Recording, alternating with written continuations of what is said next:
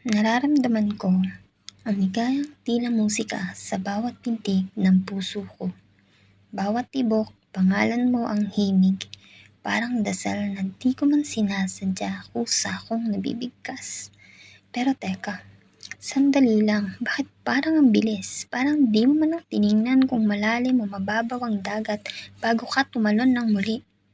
Naalala mo pa ba nung huli mong isinugal ang lahat? Nung puso mo parang baraha, pinagpasapasahan, tinaya mo sa larong di mo man lang alam kung may panalo. Hanggang sa dulo, natalo ka. At ang premyo, ang sarili mong pagkawasak. Sabi mo, di na ako iibig.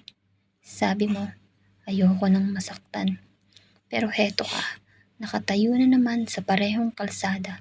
Hawak-hawak ang tiket ng pag-asa. Handa na namang tumaya kahit walang kasiguraduhan. Sa puso ko, bakit ba ang kulit-kulit mo? Di ka pa natututo? Ilang sugat pa ba bago mo matanto na hindi lahat ng ngiti ay panghabang buhay at totoo? Bakit? Dahil ba totoo? Handa ka nang magmahal ulit? O dahil lang natatakot kang maiwan sa likod ng panahon? Na baka habang sila nagmamahalan, ikaw nagbibilang pa rin ang sugat na matagal nang dapat naghilom.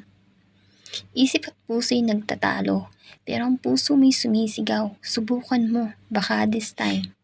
At ayan ka na naman, nakatitig sa langit, nagpapanggap na matapang pero ang totoo, kinakabahan. Hindi naman kasalanan ng umibig, pero sana, sa pagkakataong ito, hindi mo nakalaban ang sarili mo.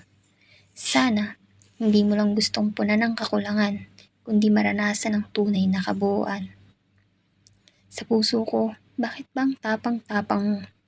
Di ka na nga buo pero umaasa ka pa rin rito. Sabihin mo nga, pagod ka na bang magtiyaga sa larong hindi man lang sineryoso? Kasi minsan, ang pag-ibig, hindi yan sugal. Hindi yan kung sinong unang magbubukas ng baraha.